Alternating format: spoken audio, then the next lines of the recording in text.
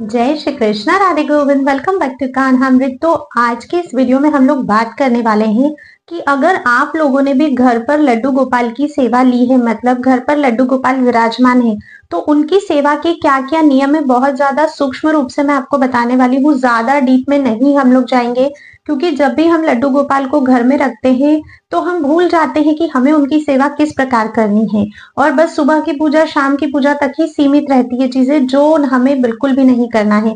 लड्डू गोपाल की सेवा में ऐसी कोई भी गलती नहीं करनी है जिससे हमें और अपराध लगे, क्योंकि उनकी जो सेवा होती है वो एक बालक के रूप में की जाती है। तो अगर आप सेवा कर सकते हो तभी आपको लड्डू गोपाल को घर में विराजमान करना चाहिए। अगर आपके पास समय नहीं है, आप सेवा कर ही नहीं सकते हो, तो फिर आपको उन्हें घर में विराजमान नहीं करना चाहिए, क्योंकि आप अगर एक बार उनको घर में लेकर आ गए हो तो सेवा तो फिर करनी चाहिए।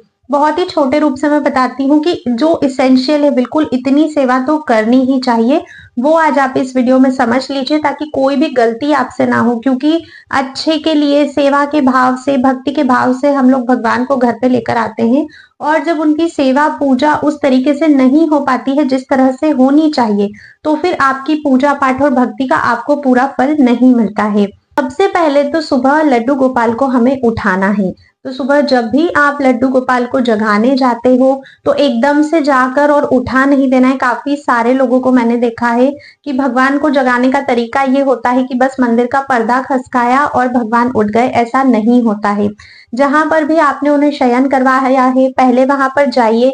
अगर आपको उत्थान का पद आता है, मतलब भगवान को जगाने का पद आता है, तो वो आपको गाना चाहिए। ज्यादा बड़ा नहीं, भले ही छोटा है तो छोटा ही गाइए। अगर कोई पद नहीं भी आता है तो फिर भगवान के नामों का जप आप कर सकते हो, या फिर महामंत्र का जप कर सकते हो। हरे कृष्ण कृष्ण कृष्ण हरे हरे, हरे राम राम राम हरे हरे। थोड़ा इस मंत्र का जप कीजिए 4 से 5 बार। उसके बाद धीरे से, बहुत धीरे से आपको ताली बजानी है। बहुत ज्यादा जोर से घंटी, ताली, ये सारी चीजें नहीं बजानी है, क्योंकि वो बहुत छोटे हैं और वो सो रहे हैं, तो इतना शोर करके हमें उन्हें नहीं उठाना है। बहुत धीरे से आप ताली बजाइएगा। उसके बाद धीरे से जो भी चादर वगैरह, कंबल आपने उड़ा रखा है, उसको धीरे से हटाकर फिर आपको भगवान को उठाना है। उठाने के बाद जहां भी आपने भगवान का सिंहासन लगाया है, भगवान को आप वहां पर विराजमान कर दीजिए। अब सबसे पहले, क्योंकि अभी भगवान के प्रथम दर्शन हमने किए हैं, तो सबसे पहले चरणों का स्पर्श हमें करना है। कभी भी सोते हुए भगवान के चरण स्पर्श नहीं करते हैं। तो अब आपने सिंहासन पर विराजमान कर दिया, अब आपको करने हैं चरण स्पर्श। वो आप कैसे करोगे? तो सीधे हाथ से सीधा चरण आपको स्पर्श करना है, और उल्टे हाथ से आपको उल्टा चरण स्पर्श करना है, इस तरह से। तो इस चीज का ध्यान रखना है। चरण स्पर्श कर लिए। अब जो सबसे पहला और सबसे इंपॉर्टेंट काम है वो है भोग लगाना, क्योंकि लड्डू गोपाल को उठते से ही भूख लगती है। तो अब आप भोग क्या लगाओगे? क्योंकि काफी सुबह का समय होगा जब आप उन्हें जगा रहे हो। अगर रसोई नहीं भी बनी है तो आप भगवान को दूध का भोग लगा सकते हो, कुछ मेवा मिश्री होगा घर में उसका भोग लगा सकते हो, या फिर कुछ भी भगवान के लिए आप मठरी, लड्डू कुछ भी बना के रख सकते हो, जो आप सुबह सुबह उन्हें भोग लगा सकते हो, जिसके लिए आपको ज्यादा तैयारी नहीं करनी पड़ेगी, वो काफी दिन तक चल भी जाता है। दूध का भोग मेवा मिश्री के साथ या लड्डू मठरी जो भी है उसके साथ आपको लगाना है, सिंगल नहीं लगाना है। सभी में तुलसी दल छोड़ना है और फिर भगवान को आपको भोग लगाना है। दूध कैसा होना चाहिए? तो दूध ठंडा तो बिल्कुल भी नहीं पीते हैं गोपाल जी, उनके लिए गर्म दूध होना चाहिए, और गर्म भी इतना कि पी सकें, इतना ज्यादा गर्म भी नहीं कि उनका मुंह जल जाए। और इस तरह से, जैसे एक ग्लास से दूसरे ग्लास में आप लोग डाल रहे हो ओटा हुआ दूध, उसको इस तरह से कर कर फिर आपको भोग लगाना है, जिस प्रकार से कि उसमें झाग आ जाए। क्योंकि जब दूध में झाग आ जाते हैं तो वो वाला दूध लड्डू गोपाल को बहुत ज्यादा पसंद आता है। ग्रंथों में कहा गया है कि फेन वाला, मतलब झाग वाला जो दूध होता है, उसके फेन से भगवान खेलते हैं। तो आप अगर दूध में झाग बनाकर फिर उन्हें भोग लगाएंगे तो वो सर्वोत्तम होता है। इस प्रकार से भोग लगा दिया। भोग लगा दिया, फिर उसको कम से कम 5 से 10 मिनट आपको वहीं रहने देना है ताकि भगवान उसको पा ले। उसके बाद फिर आप आचमन करवाएंगे, और आचमन करवाने के बाद फिर आप लोग आरती करेंगे। इस सेवा को कहते हैं मंगला आरती करना। ठीक है, तो इतना हो गया।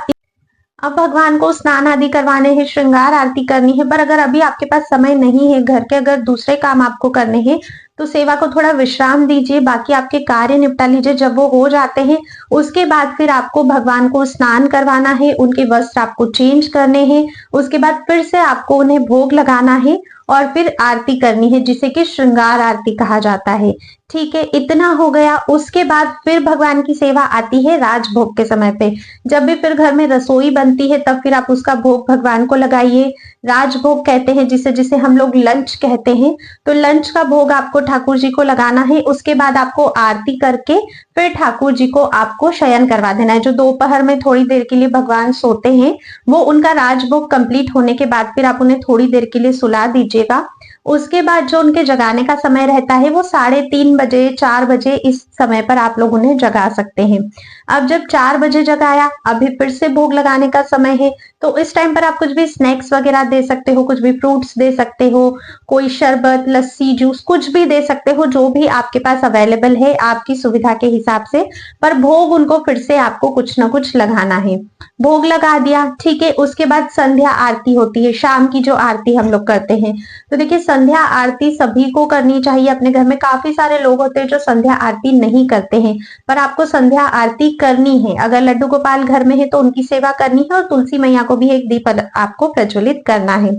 संध्या आरती करने के बाद फिर जो हम घर में अपने लिए डिनर बनाते हैं, है ना, वो आपको भोग भगवान को धरना है, क्योंकि भगवान के भी डिनर का समय हो जाता है। शाम का स्नैक्स भी कब तक उनको चलेगा। तो अब उनके डिनर का समय हो गया है, तो डिनर आप जो भी घर में बन रहा है वो फिर आप भगवान को भोग लगाइएगा।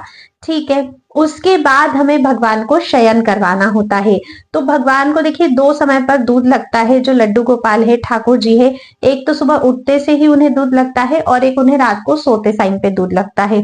तो रात को जब सुलाते टाइम पे आप उनको दूध देते हो, आप उसमें केसर मिला सकते हो, थोड़ी सी हल्दी मिला सकते हो, थोड़ा सा मेवा मिला सकते हो, और अच्छा वही औटा कर और फेन वाला, झाग वाला दूध बनाकर आप भगवान को दूध समर्पित कीजिए। तुलसी दल डालकर ही हर समय आपको भोग लगाना है, क्योंकि बिना तुलसी दल के आप कितना ही अच्छा भोग लगा दो, भगवान स्वीकार नहीं करेंगे। तुलसी दल डाल के दूध भगवान को रखिए, और जितनी भी बार आप लोग भोग रखते हो, जैसे मान लीजिए जो मॉर्निंग का हमने दूध रखा था, जब मंगला आरती करी थी तब 5 से 10 मिनट काफी था। फिर श्रृंगार आरती जब हुई थी उस समय पर जो भी आप भगवान को दे रहे हो वो भी 5 से 10 मिनट ठीक है। लेकिन राजभोग जैसे हमने भगवान के सामने रखा था, जो लंच हम लोग करते हैं, तो एटलीस्ट उतना टाइम तो उसको आपको भगवान के सामने रखना है जितना टाइम आपको लंच करने में लगता है।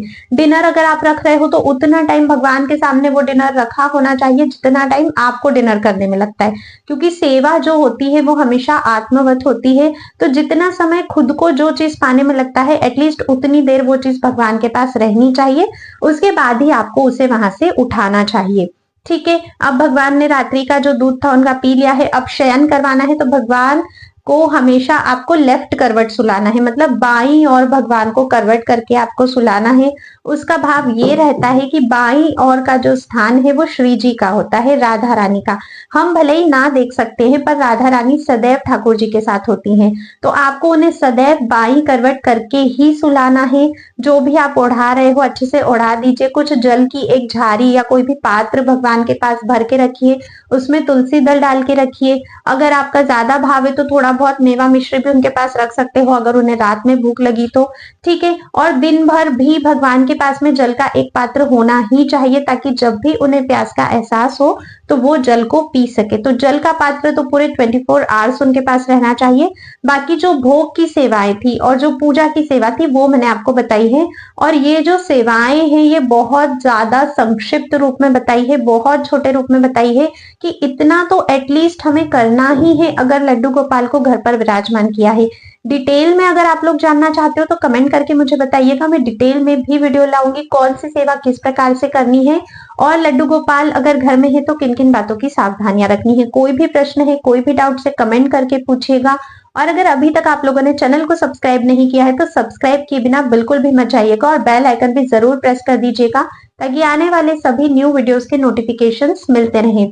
अगर थोड़ा भी आपको वीडियो पसंद आए तो इसे ज्यादा से ज्यादा शेयर कीजिए, ताकि जिन भी लोगों के यहाँ पर लड्डू गोपाल की सेवा है वो लोग ऐसी गलतियां बिल्कुल भी ना करें, और प्रॉपर तरीके से ठाकुर जी की सेवा करके अपनी भक्ति और पूजा का पूर्णतः लाभ वो लोग उठा सके।